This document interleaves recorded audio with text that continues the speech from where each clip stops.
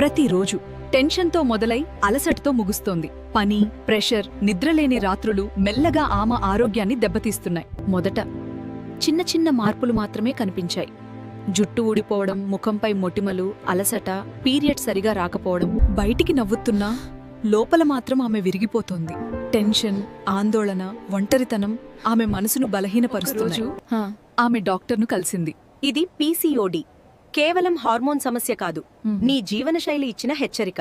Tension, నిద్రలేమి, అనారోగ్యకరమైన ఆహారం మెల్లగా శరీరంలోని హార్మోన్ల సమతుల్యతను దెబ్బతీస్తాయి. దాంతో శరీరం అలసిపోతుంది, మనసు బలహీనమవుతుంది. ఫాస్ట్ ఫుడ్, స్క్రీన్ టైం, వ్యాయామం లేకపోవడం, ఎప్పుడూ టెన్షన్లో ఉండటం, అన్నీ మెల్లగా ఆరోగ్యాన్ని క్షీణింపజేస్తాయి.